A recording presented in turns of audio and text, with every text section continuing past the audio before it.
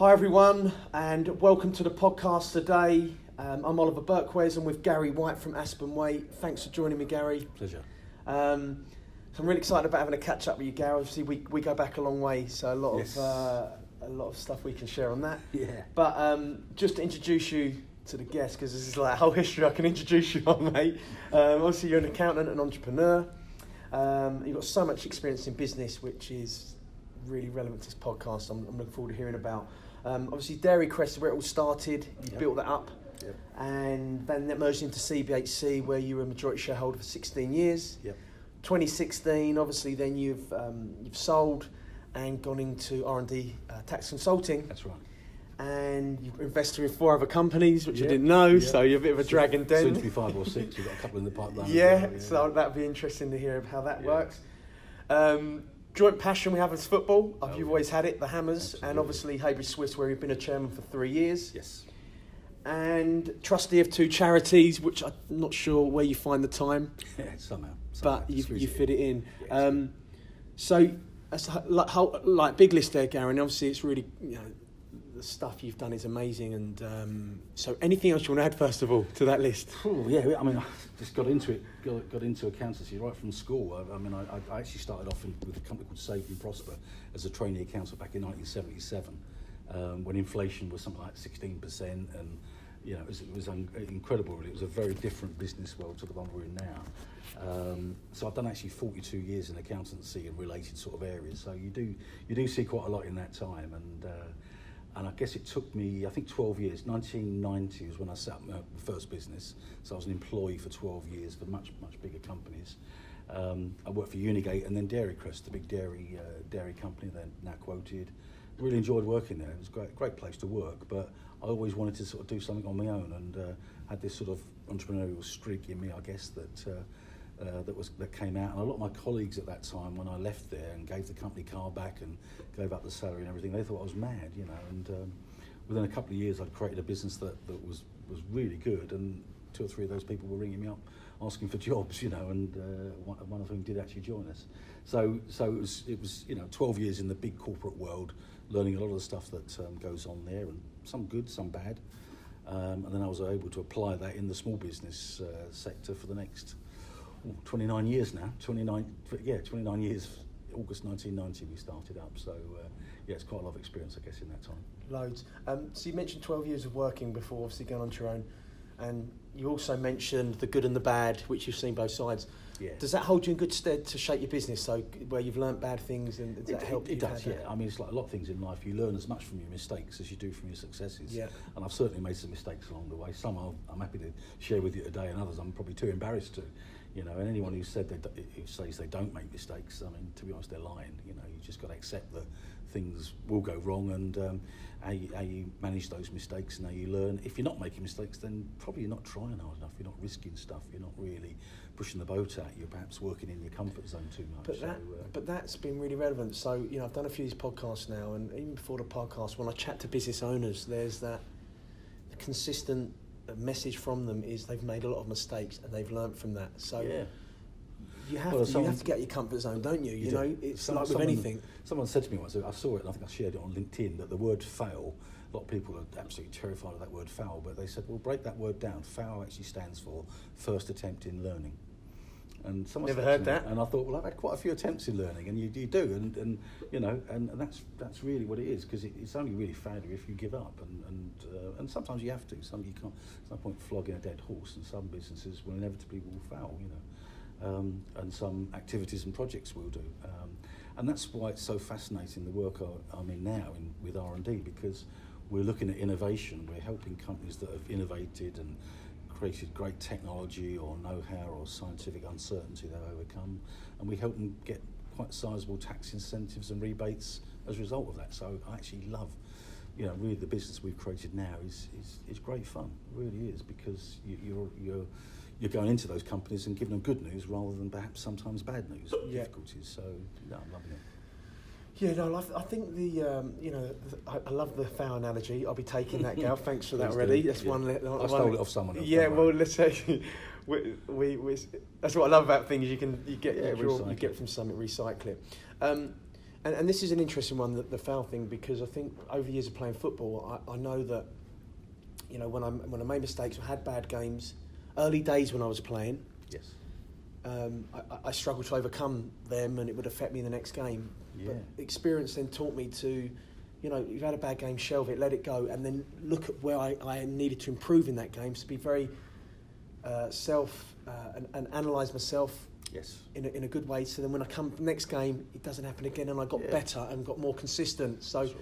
I've applied that in business. And so do you feel that's something you've done where you have learnt from mistakes? You have to have that consistency. There's huge similarities between business and football and team sports generally. You know, I always say that team sports are great for young people. You know, because it's the social interactions, and you know, you get as much from the friendships and the camaraderie as you get from sport, from football in particular, as you do from the game itself. You know, to me, football is just an extension of my love for people. I love people, I love businesses, I love, you know, relationships, and getting to know what makes that business tick, what makes that football club tick, what the dynamics are there, what the culture's like.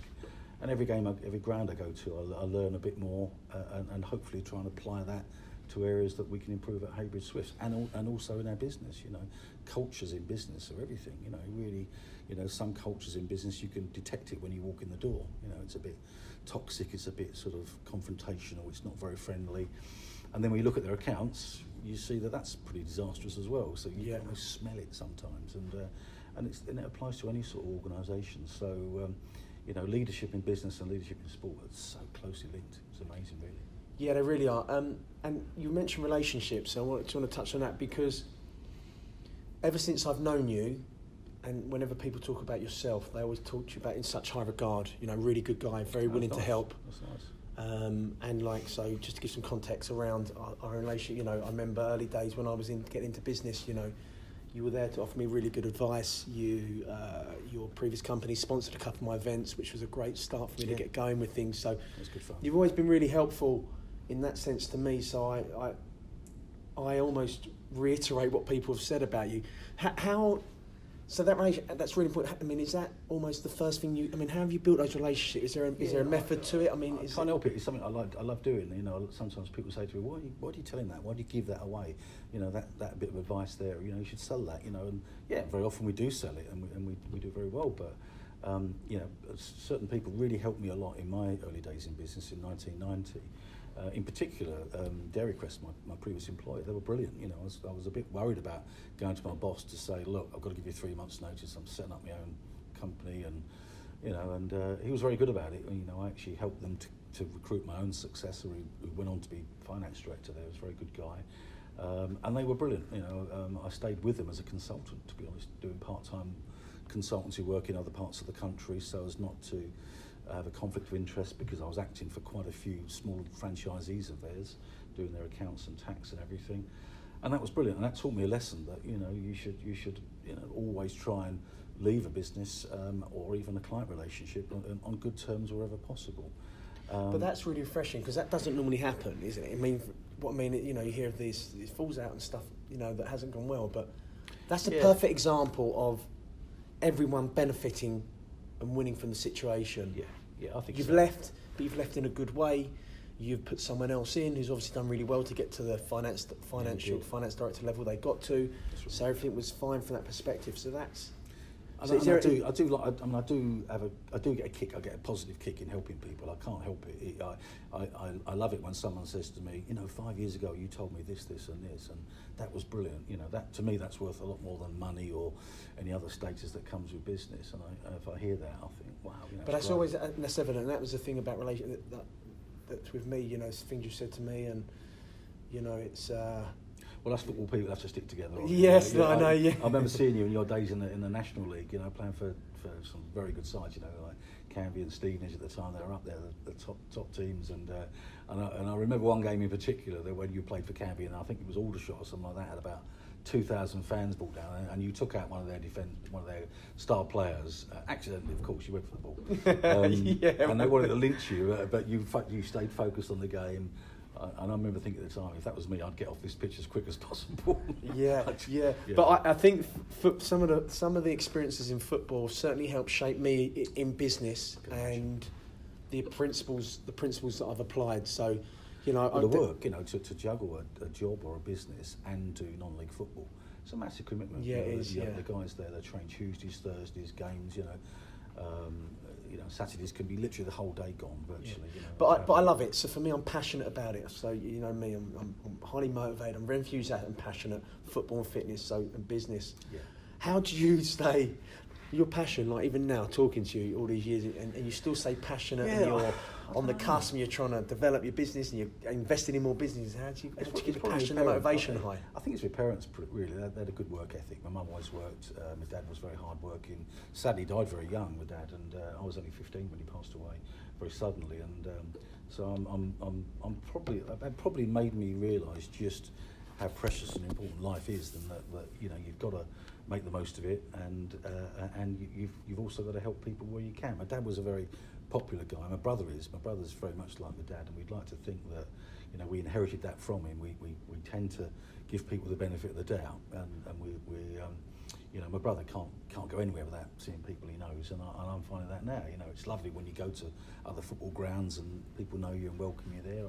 I think that's important, and you know, it's the same in business. If you make friends in business, okay, there's always going to be the odd occasion where that bites you on the backside. Yeah, that's life, isn't it? It's going to happen. You're going to, you know, you have good times and bad times, and but I just think, you know, the culture for business now is so pro-business. It's so good, and I just hope things don't get wrecked a little bit by the Brexit uncertainty, because I'm starting to see signs of that. There's businesses that perhaps starting to struggle at the moment, which as a result of all the uncertainty. I just hope that doesn't continue, because the environment for business in the UK is fantastic. You know, when you speak to young people from around Europe who have come over here in the last few years and set up companies, they've got capital behind them, they've got fantastic drive and enthusiasm and education. We want to continue that. You know, London has become the sort of hub, if you like, of European businesses. I just hope that continues post-Brexit. Yeah, just need to get it sorted. They do. Forward, don't they? You know, soon going to be here, isn't it? And yeah. you know, but they're now talking of general election and all this sort of stuff. And for business owners, that's bad news, because that's more uncertainty, that's more delay to projects, that's more cautious. There's, you know, people are going to be naturally very cautious and not willing to invest and move projects forward, because they're going to wait and see, because, you know, who knows what's going to happen. Yeah, it keeps stalling. You almost want decisions made. I suppose in business, mate, I mean, it's just something that's been prevalent for you, I suppose, that you make a decision is better than no decision at all. It is. There's a few little difficult situations I've got to deal with at the moment, you know, in various places, and you know, it's when you don't deal with it, it gets quite stressful. People will say to me, "Oh, you know, I had a health scare recently. I had a procedure in hospital, you know," and people say, "Oh, you know, you don't get too stressed." And I've said to them, "Look, you know, stress is caused by what you haven't done, not by what you have done. So, but by putting off difficult decisions or difficult actions you've got to take, that's a lot more stressful than actually dealing with it. When you deal with it, you actually feel a lot better." Yeah. And I would say that to anyone in business. You know, try and deal with those most stressful things each day. Try and get those really difficult things out of the way when you're feeling at your most strongest. When you've just had a swim or you've had a workout, that's the time to deal with those things, because you're at the top of your game. Then that's the time to deal with those really difficult things, not the easy jobs. Do the easy jobs when your energies levels are flagging, and perhaps at the end of the day you're tired out and time to go or whatever, or leave it. You know, there's a big combination between physical fitness and mental agility and business performance. And I think the same with education. One of the trustee roles I've got is of my old school alumni, Robert Clack School in Dagenham, and it's a great school for sport, great academically and everything. And they've achieved so much over the last 15 years under the previous head teacher and now his successor. The previous head teacher got a knighthood for his services to education. He did that well in turning the school around.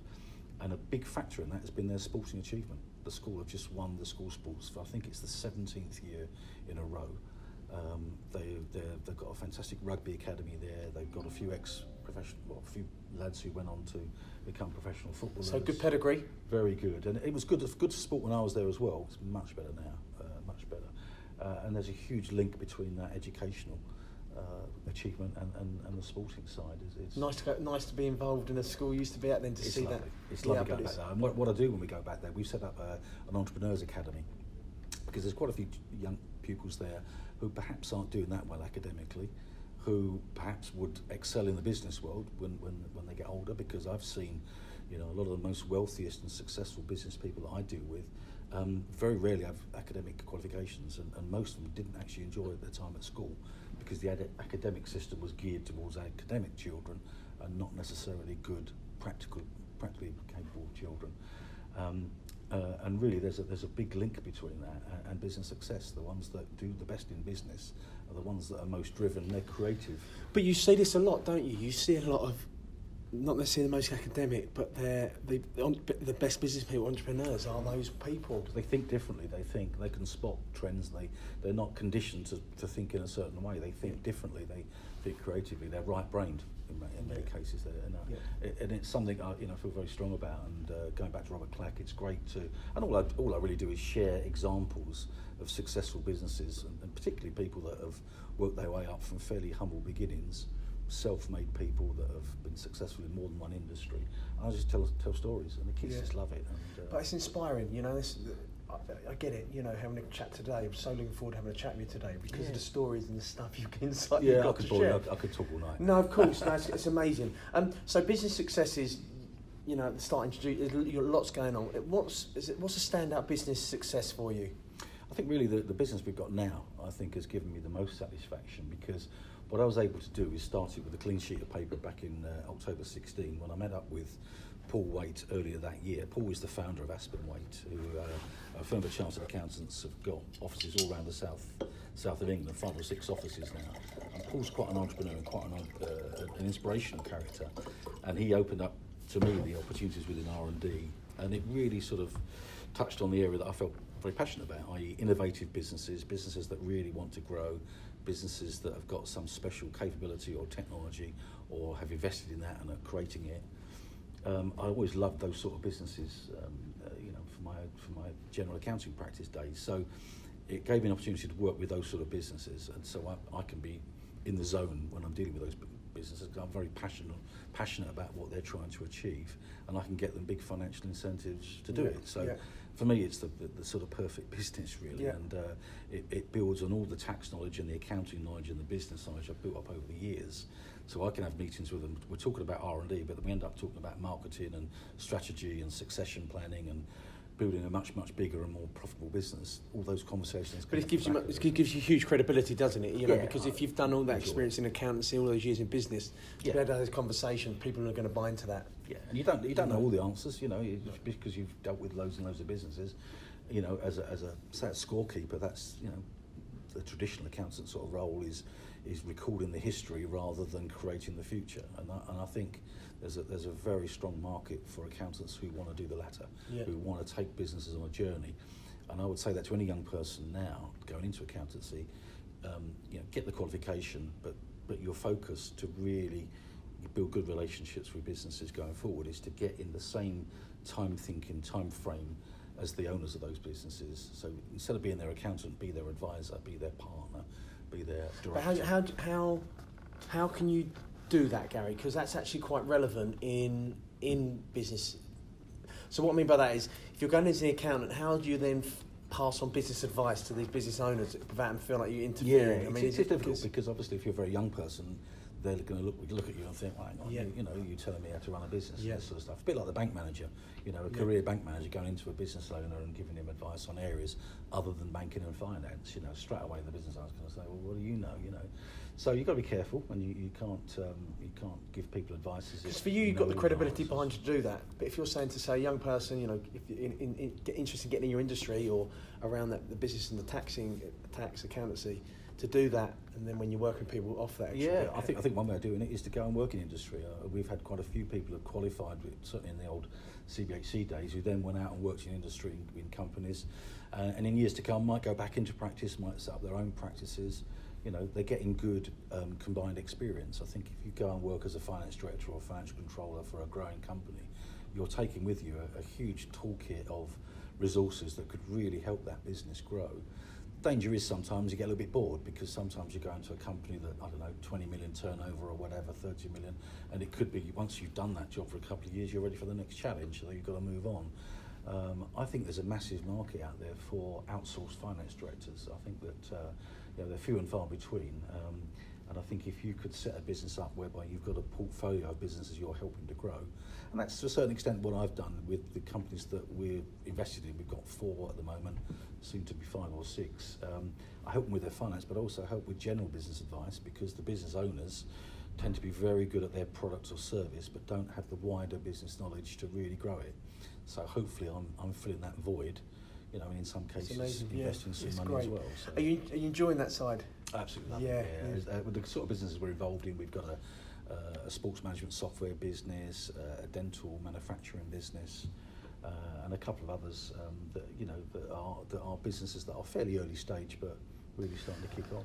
Because you like Dragons Den, you're one of the dragons, but yeah, I love watching. We said we love watching the program. Yeah, I do. But what I think's amazing is where you're seeing a business, you're seeing some issues within the business, helping that to grow, and then seeing a positive outcome must give you a great job satisfaction. I think what helps is that when you've been in business yourself 29 years and you're talking to a business owner who may have been in business 5 or 10 years, you know, you've got a lot more experience than them, and not only the one business that you had yourself you've been involved with, you've been involved in all the others as well. Yeah. So you've got this huge knowledge bank you can pull from, and they might say, well, I've got this family dispute, there's a family issue here with the shit, and you'll have seen it 10 times already. So you don't be blasé about it, but I can then that's say, that's priceless. Here's things you can be doing, and they're like, wow, I never thought of that. Yeah. But it's amazing. I still believe in lifelong learning. I believe that you always can be learning, and every week at the end of each week I sort of try and sum up the key sort of learning points. That's and amazing. It's huge. So even after 40 odd years in it, you think you know it all, you don't. I was in a meeting yesterday with a new software company, and I found out about 3 or 4 different software solutions I hadn't dreamt of, and I pride myself in being fairly up to date on that sort of stuff, but I'd never heard of them. There's so many things out there, it's changing all the time. Yeah. What's been the secret to your success to allow you to keep growing without your man who wants to share and stuff, but it allows you to keep, built up a business, sold a business, and you're going to your next business. Now you invested in 4, you're still loving it, you're still doing the business. Yeah, I think just learning really. I think I accept that I'll never know all the answers, and I'm always learning. I'm always prepared to learn. I'm always prepared to admit if I don't understand something. I think there's a tendency for some professionals, dare I say accountants, of trying to sort of suggest they know it all. And I've got a theory behind all that, and what it is that accountants and solicitors, and perhaps also bankers, are trained to deliver a product. So they're by nature product-led in everything they do, because they're very good at those products. Danger is, or the problem is, in most cases they were trained to deliver those products in an environment 30 years ago, plus in some cases. Now the world's changed since then. You can't just deliver products anymore. You can't be product-led anymore. You've got to be market-led in the current economy. And probably forever you should have been that way anyway, but we're only now waking up. Is this where you're seeing a lot of people go wrong, Gary? Because they're just doing what they've always done. Yeah. They just think, well, that's what we do. We're a firm of accountants, we do that. Because something's always struck me, which is amazing with yourself, is you're on social platforms, the digital world's evolved, you've evolved with it. Well, we're in the knowledge business, so, our knowledge is financial knowledge and advice and that. So why would you not want to make absolute full use of every media device? But you're seeing a lot of people not doing that and then falling short. Most people will say, yeah, I must get on LinkedIn more. Well, I can tell everyone now that, you're missing a trick. I mean, LinkedIn is free marketing. I would say it's the best marketing tool I've ever seen in all my time in business, and it's pretty much free if you just use the entry level stuff. But you just got to go on there, and all you're doing really is helping to deliver a message. If you're in any way passionate about the products or service that you've got, you'll 100%. Come over well. That will come through in whatever video or podcast or recording you put out there. 100%. As long as it's relevant and interesting, people will always love to hear a story, and they'll always detect that passion there. Yeah. And they'll also detect if you're just going through the motions and don't really mean it. Of course, and I think people can see through that if you're not willing to help. Yeah. They're just trying to do it for the sake of doing it. Yeah, exactly. I mean, look at Donald Trump. He's absolutely brilliant at social media. You've seen what, I know. Love him or hate him. He's always there, and he does make me cringe because I look at the stuff. And think, I know. I mean, he must have sacked his PR team years ago, because if he did have a PR team, well, I don't know what his plan was. You mentioned learning. I'd love to go back to where you mentioned about learning end of the week. I think that's an absolute great one. I'll take that. Something I use at the end of the week when I write my journal, my weekly review of myself. What other things you do to learn? I think you learn the best by doing it, by trying it out. I do love knowledge and information.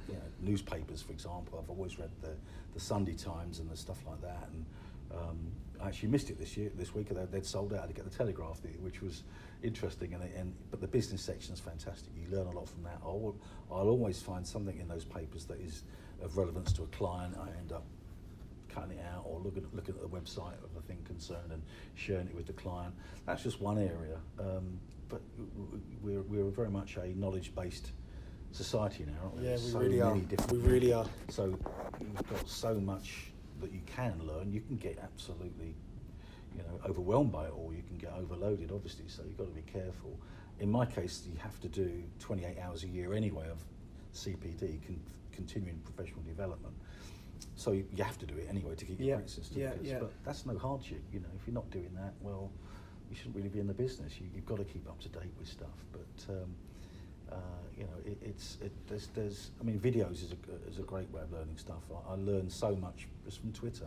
I learn a lot about other football clubs. Following people that you respect. There's one guy in particular on Twitter, and he's got this page called Price of Football, and he's a lecturer at I think it's Liverpool University, and he issues the most superb articles and summaries of the finances of various football clubs. So with the Bury and Bolton problems recently, some of the stuff he was producing was absolutely priceless and really, really useful. And I just love sharing people like that. I learn a lot from those sort of people.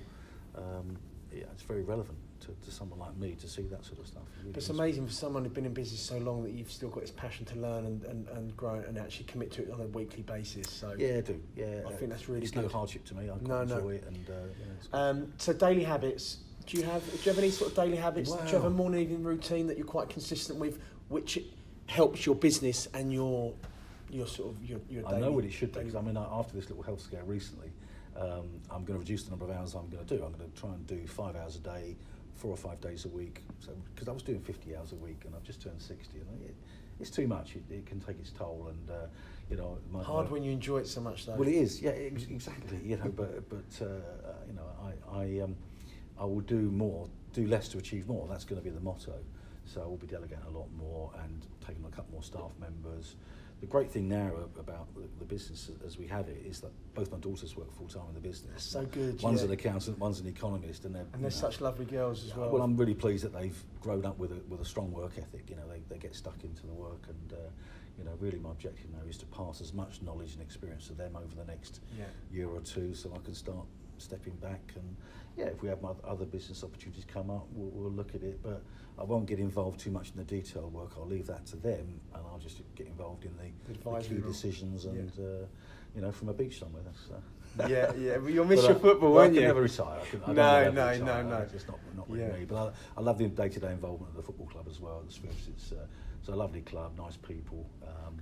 So you're going to work smarter, I suppose, for 5 hours Correct. a day. More exercise as well. That's the thing. Yeah. I think the routine I want to get into is either alternate mornings. Go for a walk one morning and swim the next. Do that 7 days a week, because I always find if I get exercise in the morning, that will be my most productive. Feel better for it. There's no question. Yeah. Do you have anything work-related daily habits that you sort of do that you could share? I can't just go straight into work. I have to have a plan. I have to look at the priorities for that day. I look at what's important, what's urgent, because there's two different things. And I'm trying to develop the maxim, the key, probably the best delegation tip I ever saw was from a guy called Sir John Harvey Jones, and he used to be one of the top industrialists in this country, and he used to have a program called The Troubleshooter back in the 80s and probably early 90s. He's passed away now, but he used to run some massive companies, and his key to time management was one sentence, which was only do what only you can do. So by that he's saying, look, if there's anything that you're doing that someone else could be doing just as well or could be doing at all, get them to do it, delegate it. So you focus only what only you can do. And I think that sums up delegation the best. Love it. You have to stop every so often and think, hard though. Why am I doing this? And you're doing it because you enjoy it, that's why. But can someone else do it? Yes, they can. Well, let them have the enjoyment, Yeah. and then you can get on the more challenging things outside your comfort zone. Yeah. Basic stuff, but we're creatures of habit, 100%. aren't we? So we will do what feels good for us, you know, and in the moment, and not necessarily what's right for the business. And I'm very guilty of doing that because I love it, you know. Yeah, but so it's funny because that's quite interesting for fitness. So something we get now with clients is which, you know, they'll come and they'll do what almost feels good, and they'll do what they think's right, but actually it's not necessarily right. If they want to come with a change to change their lifestyle, then sometimes it's doing things for your health, not necessarily for enjoyment. So I'll give you an example of that. Might be we're looking at someone's food, for example, is saying, well, my approach, you know, it's my approach will be that I eat for my health 8% of the time. So I might eat some vegetables I don't enjoy, but I know that I'm eating foods for my health, which is really important, which means if I'm going out for dinner at the weekend, then I'm going to enjoy myself. I'm not going to worry about what I'm eating. Yes. So for me, it's eating things for your health, which are obviously really important from that perspective. Yes. And it's fuel. I think you said that to me. Just regard it as fuel. No, nothing more than it's not. It's not it's not a treat system really. It's just something you need to put into your body to keep you going. Exactly. So anyway, get to that. So you got that. So and it's the same. Yeah. So looking at your health. Yeah. It's being really important. That's just what you want to do. That's something I've really got to focus on going forward, because what I've found is that I've neglected my body as I've worked harder and harder. Yeah. The reward system inside me says, well, I've worked really hard. I've earned some money today. Therefore, I can go and have a few beers or drinks or whatever. And you can't really do that. You know, you can do it perhaps once a week, but not 3 or 4 times. And they're the bad habits that can slip in, and that's something I'm working on now. With more time and planning, and not feeling so stressed in the evenings and less tired, I'll have more energy to do the exercise, which then stops the passive, habits that can come in. You know. Yeah, that's good. It's really good going. So do you have any personal heroes? And if so, why do you hold them in such high regard? It really, I mean, I've always, obviously there'd be footballers, but my first hero actually as a kid was Lord Nelson. Lord Nelson, who was literally a vicar's son from a little village in Norfolk called Burnham Thorpe, actually, to be precise. And he became the admiral of the British Navy, in times when Britain was the top naval country in the world, you know, and I was fascinated by him. I used to read books on him and everything. And I've recently joined the Nelson Society on Facebook, and I've forgotten all the stuff I learned as a kid, so I'm going to try and relearn all that stuff. So he was my first hero as a kid. Yeah. My second hero as a kid, and still is a hero to this day, is Bobby Moore. He was one of the most inspirational leaders, and for me he was an icon not just of football but of the 60s in general. You know, he was a great guy, a real leader, a local boy. He went to the same school. I went to his infant school, Westbury Infants in Barking. He was 10, 20 years old. Phenomenal player. What a player. And he used to read the game, and a great friend of Jimmy Greaves, obviously. Yeah, of course, Jim Well, and they were great friends. And the days when footballers, you know, there was a lot more the social side, if you like. But I had the great pleasure of meeting Bob in 1985 when I was an accountant for Unigate, and we had a big sales conference that some of the accountants got invited to up at a golf club near Norwich, the Barnum Broom, and Bob was the surprise after dinner speaker. But because they knew I was a big West Ham and football fan, they got me to be his host for the night. So I basically looked after amazing. What was that like?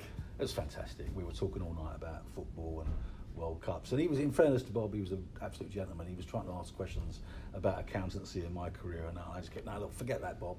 What about West Ham against Munich, 19 whatever? Yeah, you know, it was brilliant. We had a good few drinks, and and sadly, 5 or 6 years later, he was no longer with us. And you know, he, you know, so much of my childhood was around Bobby Moore. You know, and you know, I wanted to be a footballer like Bob. I wanted to be like him. But my dad said, look, get your lessons done, concentrate on your academic side, and play a bit of non-league or amateur football, as they used to call it in those days. You know, try and get into the Barking team or whatever. But I did all right on the academic side, but I didn't make it as a semi-pro football. Well, to make it, if he's good at he's a phenomenal player. So that is some level.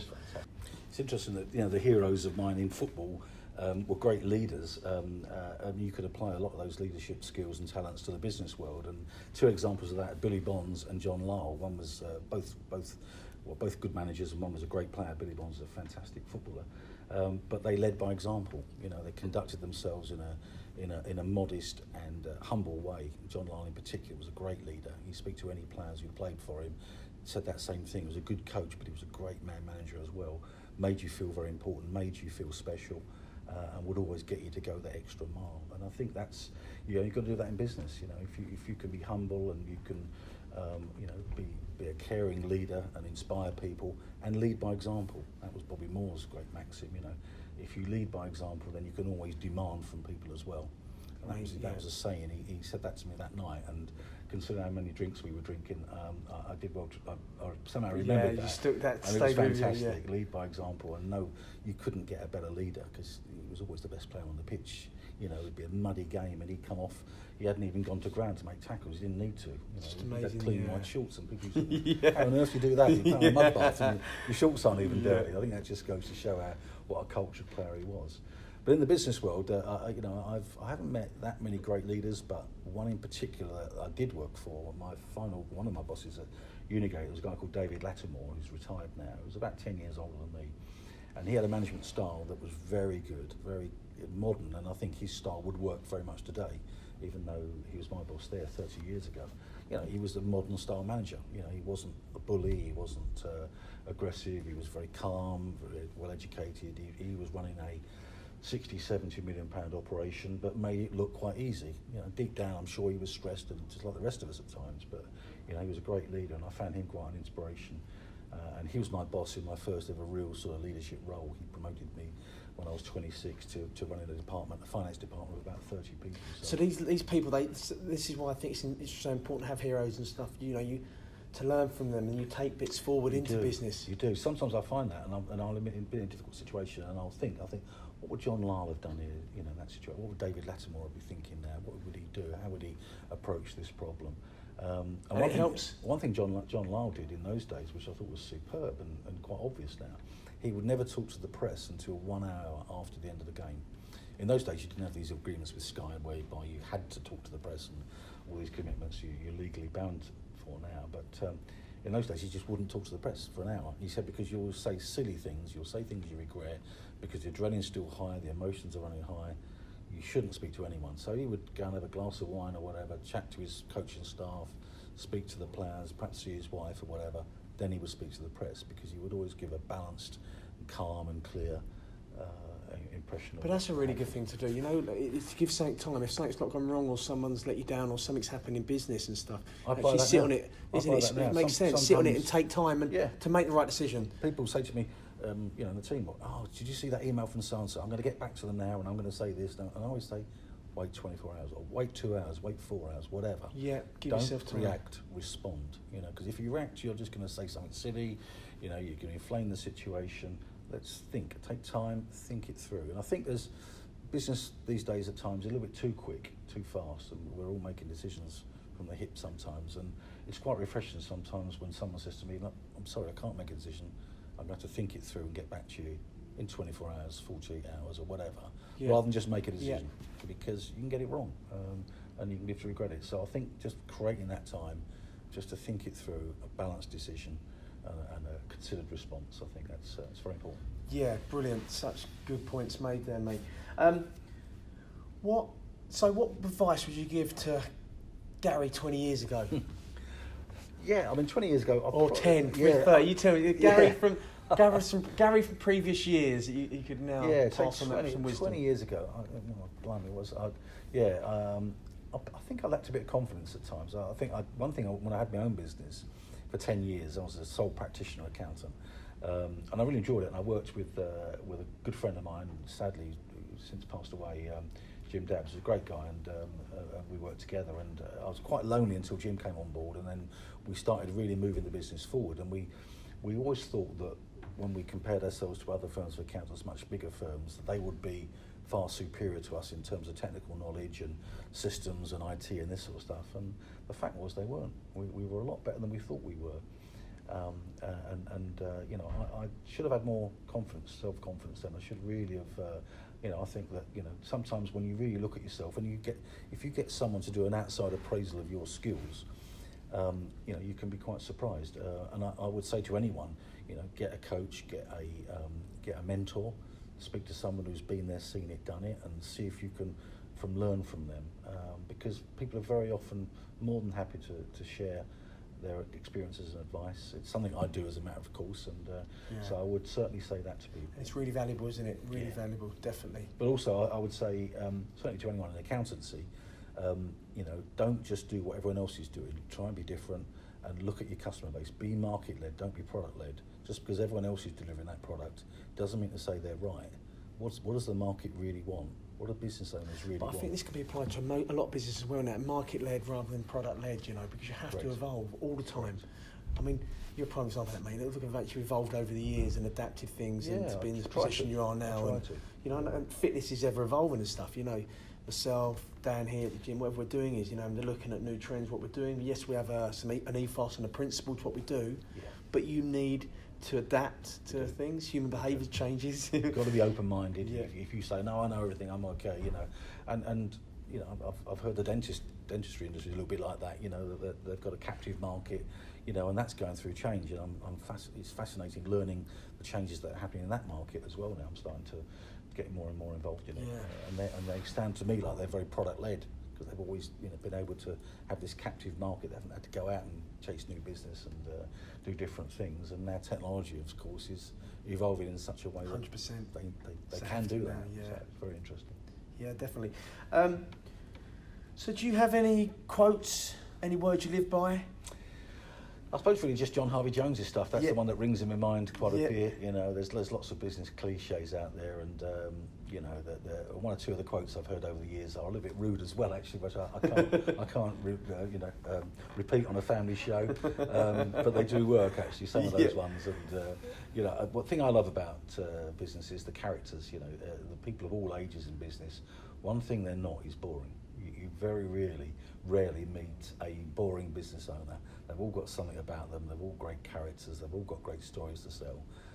They've all been on a journey, and every journey's different. So the person who said accountancy was boring, which I think was Monty Python in the 1970s actually, and perhaps it was boring then. It certainly is boring now. The stories are fascinating. Yeah, last thing I'll sort of add before I give some context around obviously yourself and sort of how I'm helped and to finish, but I look at Haybridge Swiss, what you've done in 3 years, and you've got a passion of football, so you mentioned passion in business that's come through, but so a reason I want to ask you about, you must be treating Haybridge like a business. For example, the 3G going to be laid down. Your branding, the way the kit's presented, the sponsorship, getting companies involved, your social media stuff that you put out is very consistent, and branding, and the fan base has increased, you're having a good cup run, the buzz around it, it's like a club operating above its level at the moment. Yeah. So, credit to you, you've made that change in the 3 years you've done. And so the question I ask you is, that change happened through you seeing it like a business, your principles of business, have you installed into Haybridge? Because there's I can see the Gary White effects coming in Haybridge, mate, and credit to you. I hope that's the right thing to do. I mean, to me, a culture in an organisation has got to be positive. It's got to be encourage young people to be the best they can be, and exception that not all of them are going to make it through to the first team. So there's a great camaraderie between the junior football and the senior football there. I think that's probably been our best achievement in that time, and I wouldn't put that down totally to me. It's very much a team effort there, and Steve Spreadbury, who's the vice chairman of the overall club, is the chairman of the junior football. We watch each other a lot. I was there watching the under-23s last night, and they're under an old mate of yours, Lee Boylan. Lee, great striker. And I said to Lee, I sent him an email. They won 4-3 last night in the FA Youth Cup. Cracking game after extra time, and of course this young striker up front, razor quick. Lee's son, probably the best player on the pitch, very good player. Some really good young players. But little things, send him an email, he's going to be buzzing off that, the chairman, or. Well, I hope so, but that's little things that you do. I think that's good business advice for people listening who are thinking that. There's little tips of showing effort and. It's a culture thing. We're not perfect. We've got things we've still got to sort out, and some things. But you're loving it. I do. I absolutely love it. We're playing tonight. We're at your old club. We're at Sudbury tonight. We're in the League Cup tonight. So interesting. I look forward to that. They're a great club. They are a really good club. I always say this. To me, they're the benchmark non-league club. Really good club. I loved it in the last year of playing there. So loved it. Really good club. Gal, where can people find you? So obviously you've got lots going on. Where can people? I know you're on LinkedIn, so and we'll put it in the notes of the podcast. Yeah. So where people can find your website or any connections. Yeah, it's gary.white@aspen-weight.co.uk. That's my main email address. But you can see me on Twitter, gwhite66, I think it is, and you can understand who that's named after. Bobby, of course. I would actually add that the England won the World Cup on my 7th birthday as well. Oh, okay, yeah, in yeah. 1966, July 30th. So that's a good 7th birthday. I'll never forget that one. And I actually didn't even like football till that day. Yeah.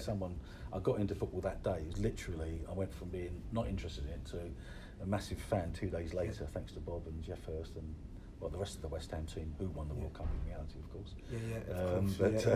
West Ham were very strong in winning the World Cup that day, though. Never done anything since. 1980, but it was that day, so it was ironic. Great. So obviously, so Twitter and Twitter, LinkedIn, and then all that LinkedIn, stuff. Great. Yeah. So just, mate, thanks so much for coming on today and giving some great insight into business. I want to say at the end, we've had some chats. I've known you a long time. You've really helped with certain bits. Which I'm delighted to see you doing so well, Earl. It's a superb facility you've got here. It really is. Absolutely delighted. I remember you telling me about it, the possibility of it 4 or 5 years ago, and it's great to see it here in reality, I think. Thank you, mate. And you say mentors and people I'm always learning, and I've learned a lot from people along the way and bits like that. And you're one of those people that have helped me in certain ways in certain areas. So thank you, mate. Thanks for coming on. You're welcome. Cheers, buddy. Cheers. Thanks, Gary. Bless, mate.